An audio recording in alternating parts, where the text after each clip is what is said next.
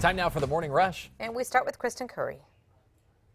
Good morning. We'll begin with our next big weather maker that moves in within the next 24 hours. So enjoy what we have today, the sunshine in the 60s, because by tonight we could be looking at a few spotty showers over the northwest. This continues to fill in getting into tomorrow morning and through the day on Friday. Some scattered showers and even the specific front moving in is something we're going to be looking at on top of the winds. That will come in with the storm system. We will have more updates coming up a little bit later. Adam? As you get ready to head out the door, we're following the day's top local stories. We'll start with Fernanda Lopez. Berlin police need your help looking for a man they believe spray-painted anti-police messages around town last weekend. Take a look. They've issued a warrant out for 28-year-old Daniel Coda. They found the tagged words "crash harder next time" on about a dozen businesses Friday. This just days after Valencia County Deputy Ryan Thomas died in a crash. His funeral is Saturday. Details on KRQE.com. Catherine?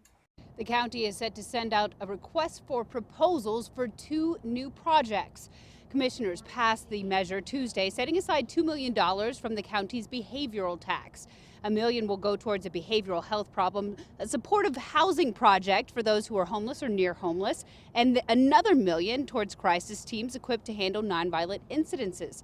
Support for such measures has increased since the shooting death of homeless camper James Boyd 2 years ago. Crystal? On to news happening today. Prosecution and defense expected to make their closing arguments in the case against Dylan Roof, the man accused of gunning down 9 black parishioners at a South Carolina church.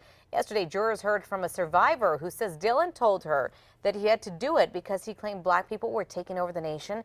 If convicted, Roof could face a death penalty. New details this morning. Yahoo is urging users to change their passwords after a new massive security breach is believed to have affected more than 1 billion accounts. That breach dates back to 2013. The data may have included names, email addresses, and passwords, but not financial information. Millions of Americans are bracing for dangerously cold temps.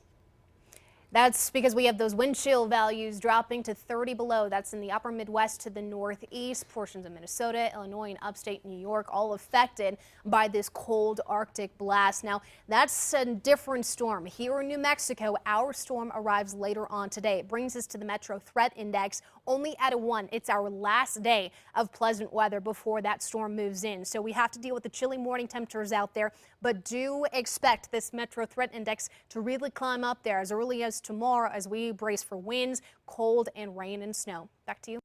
And this morning, a new amendment could help military spouses get a job faster while stationed in Albuquerque. County commissioners approved changing a county policy that already requires vets to get interview preference for county jobs to include their spouse. It's not a guaranteed job, but it is a chance for them to prove themselves face to face. On to facts you need to know this morning. Long-term use of pain relievers said to now be linked to hearing loss in older women. A study from Brigham and Women's Hospital in Boston found that women who regularly used ibuprofen or acetaminophen for 6 years or more were at higher risk of hearing loss than those who used the medications for a year or less.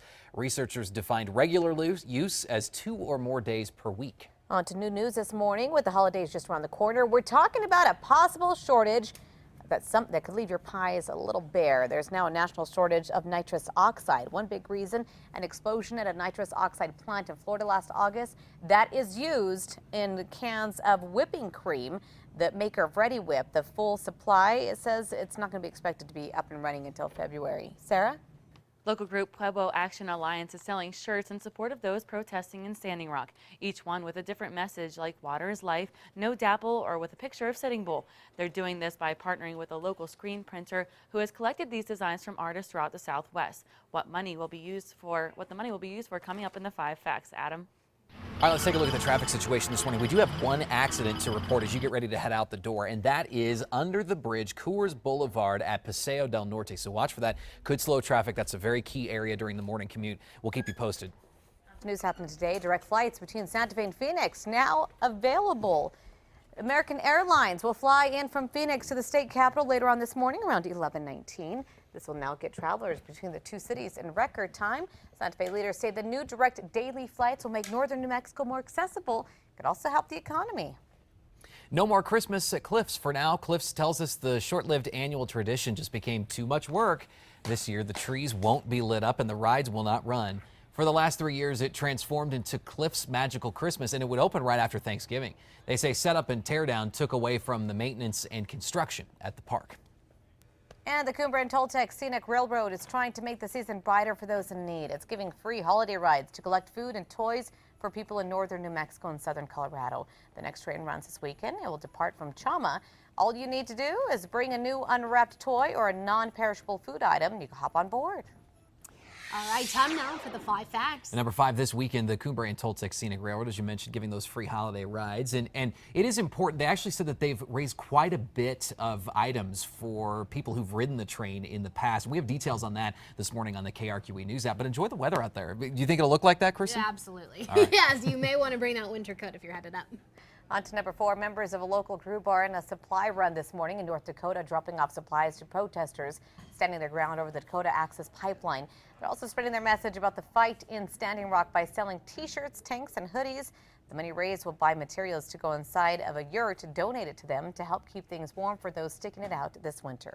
At number 3, one more day of the 60s and the sunshine before those big changes move in. So you want to get outside and enjoy it. Do note tomorrow we're going to be looking at rain, snow, wind, and cooler temperatures heading into the weekend.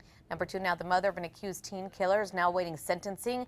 Loretta Villalobos was found guilty on 2 counts, including child abuse resulting in death, for not keeping a closer eye on her son, Brandon. The then 15-year-old was charged for the beating death of 12-year-old Alex Madrid in 2014. Court documents show Loretta knew her son was violent and did not do anything about it. The mom could now face up to nearly 20 years in prison. On to number 1, there's some renewed national attention on the West Mesa murders this morning as new theories emerge about a possible second burial site for 8 women still missing. Almost 8 years ago, 11 victims were discovered in a mass burial site. A field geologist and nonprofit group say they've analyzed aerial images near the makeshift grave, and they think they've spotted man-made digging about a half-mile away. No arrests have been made in the case. APD says the department does follow up on any new leads that come in. We got the full report on what they discovered on the KRQE News app this morning.